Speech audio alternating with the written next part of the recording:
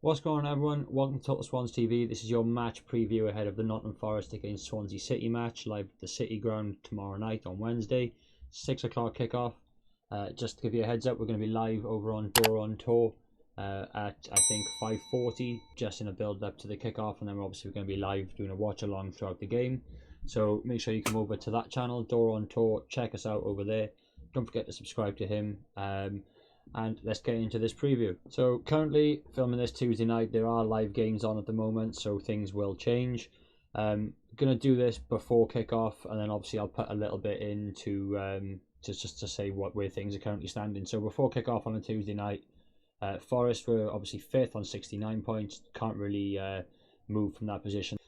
Forest, with a win on Wednesday against Swansea, can guarantee themselves a playoff spot this season.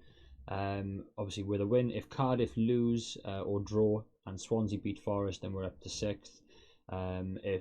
If Cardiff lose and we draw, we go above them on goal difference, but a Preston or Millwall win would mean that they leapfrog us and go into 7th or up to 6th. If Cardiff lose, that is. If they win, then they just leapfrog us. Currently, as things stand, Millwall are winning, and Cardiff are currently beating Derby County. So as things do stand in the league, a live league table is that Cardiff are in 6th on 67 points, Millwall in 7th on 65, Swansea in 8th on 63, and then Preston 9th on 62, and Derby in 10th on 61.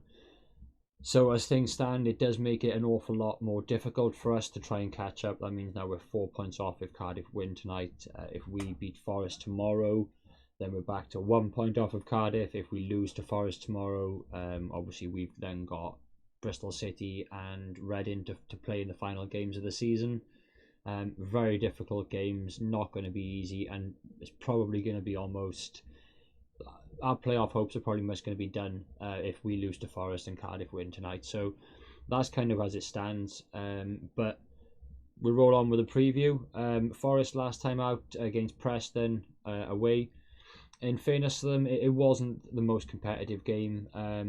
Preston with the majority of opportunities. They had 15 chances to 8. It was 2 shots on goal to 1 to Preston.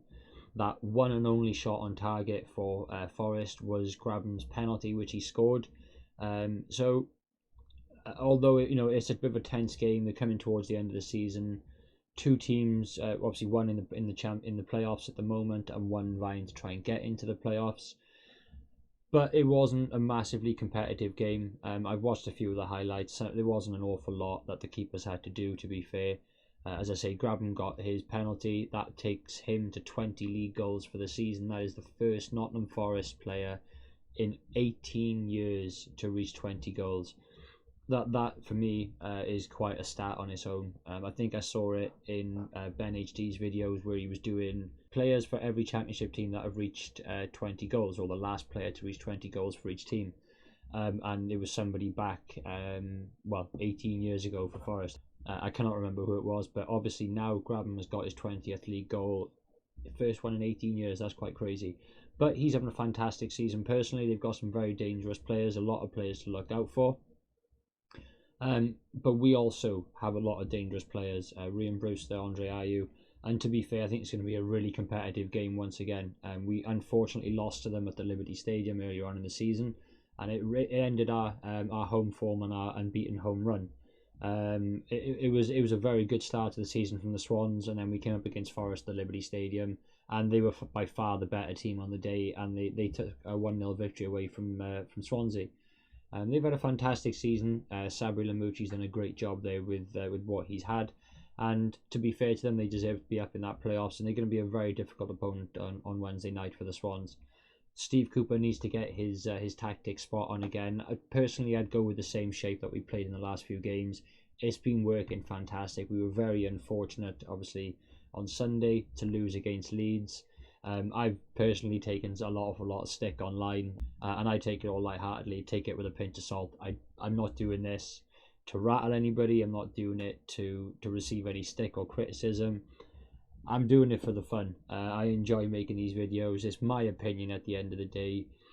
Yes, Leeds fans, if any of you are for some reason watching this, I was watching the Swansea against Leeds game, and I thought we were the better team overall throughout the game. I'm not going to get into it now. Pablo come on, scored the goal. It was what it was. But yeah, took quite a bit of stick online from my review of that game. But that's just Leeds fans overall. So it was an unfortunate game. Leeds had the most possession and they did create the most chances. For me, Woodman didn't really have an awful lot to do. He made that very good save. The two attempts from Bamford, Bandor. To be fair, the one-on-one with the two defenders around him, he probably couldn't have done much better than that. His first touch let him down. But the header, it was practically an open goal with Freddie Woodman scrambling to try and get back across his goal and try and make a save. And thankfully, he was in the way, which kept us in the game for quite a bit more. But we tired. Our players really, really got fatigued towards the end of the game, and some of them looked completely off their legs. Cooper once again waited too long to make the substitutions. When he didn't really make the right substitutions, and then when we did concede, he just threw everything on. He kind of made the wrong ones. Van der Horn remained on the bench throughout the entire game. Thought he could have started, given that he played some of the game against Sheffield Wednesday. Didn't feature in the Birmingham game. Figured Cooper's resting him. He's probably going to start against Leeds. It would have made sense. Maybe he wasn't 100% fit, but why then use the space up on the bench if you intend not to play him? Danda also didn't feature. Nathan Dyer remained on the bench. Aldo Kalulu remained on the bench. Liam Cullen featured. Selina got thrown on at the end of the 90th minute along with George Byers and Erwin Mulder, who had to come on to replace Freddie Woodman. Fingers crossed he's all fine, ready for the Forest game. I haven't seen any updates regarding his injury. It was a hip. He'd hurt his hip or something had gone on during the last few minutes of the game. But as I say, Erwin Mulder had to then come on and replace him. So fingers crossed he's all fine for Wednesday. But it was just the wrong substitutions at the wrong time once again from Steve Cooper. And it's really frustrating the fans now. Too many times in too many games, on far too many occasions where we're either holding on to the game and he's not making the right subs defensively or in midfield to try and secure the game, or we're chasing the game, or we're in the game 0-0, 1-1, and the replacements should be made. The fans know it. To be fair, most of the backroom staff and the players on the bench probably know it. You can see the players aren't performing as they were for the first 60-70 minutes. Make a change. Selina is probably one of our most creative players, and he's remaining on the bench every single game. Again, I've said it in the past few videos, I have no idea what's going on between him and Cooper, but there's clearly not something right. They cannot be, because the way that Selina can come on and change a game, I'm not saying he's like Pablo Hernandez, but he can certainly have an impact on the game. And why is he not featuring from the start? Who knows? Why is he not bringing him on as an impact player? Who knows? Between Cooper and Selina, there's either something going on, or he's absolutely abysmal in training and Cooper's seeing nothing in him. Honestly, no idea. But for the fact that we're throwing on youngsters willy-nilly just towards the end of the game, Selina needs to be featuring more regularly and probably starting an awful lot of the games. Fingers crossed we get to see him now towards the end of the season, but Byers is back fit.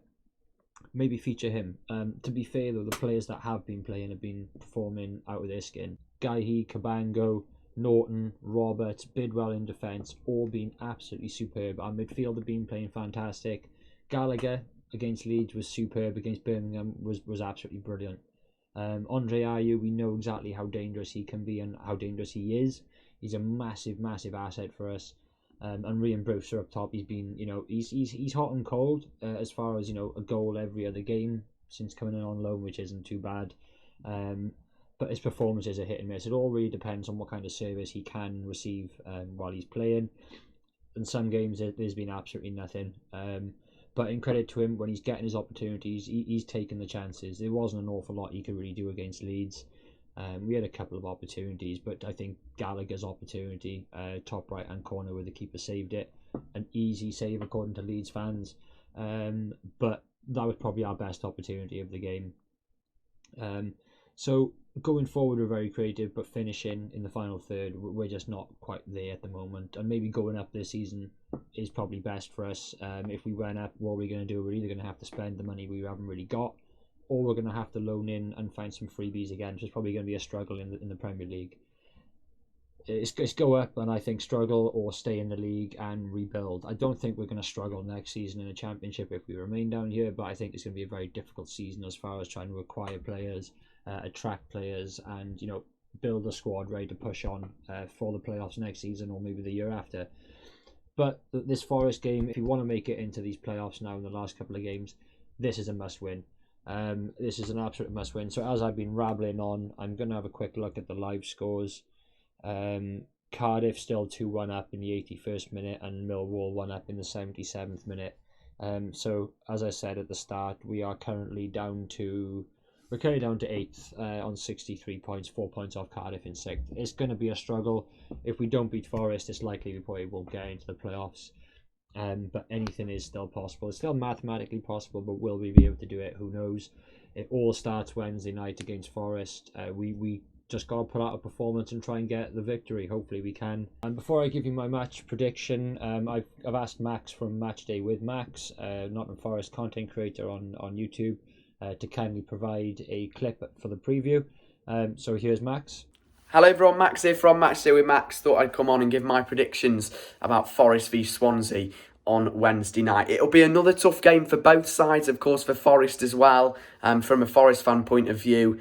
And, of course, Forest, we only need, I think it's 1 point to secure the playoffs. So, we've got a lot to play for, but Swansea still have as well. You've still got a shout of getting in the playoffs. Of course, your result against Leeds didn't help, but you're still going to be up for it. I think it'll be a lively contest. It'll be a tough game, but hopefully Forest can come out on top. But I can see it probably being about a 1-1, 2-2 draw, something like that. But, yeah, good luck to Swansea and... come on, you Reds, I guess. So, once again, thanks for Max for sending that over. It's very kind of you. I will link Max's YouTube channel and his Twitter and things down in the description. Make sure you head over to his channel, guys. I will also be featuring on his post-match interviews with, obviously, the opposition fans.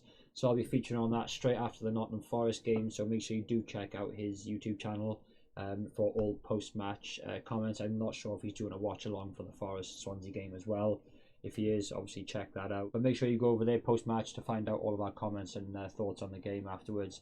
So guys, that is pretty much it. All's left to do is give you my match prediction. It's going to be a very tough game. The way things are going, I don't really see us winning this one. Forest are very strong. They're very strong at home. And the way things are, it's probably best if we just end this now as far as the playoffs, because it's just going to be an uphill struggle for the next couple of games with Cardiff winning. If they do pull off that result tonight, then I think it's pretty much done for us. But let's try and win every game. Let's try and finish the season strong. But for me, I think it's going to be a 2-1 or a 3-1 Forest win. My heart says it's going to be a draw, but I'm going with my mind on this one. I think it's going to be a 2 or a 3-1 Forest win. So guys, thanks very much, obviously, for checking out the preview. As I say, go over and check out Max's channel. Don't forget to hit that subscribe button, guys, and I will catch you tomorrow over on Door on Tour's channel for the Swans and Nottingham Forest watch along.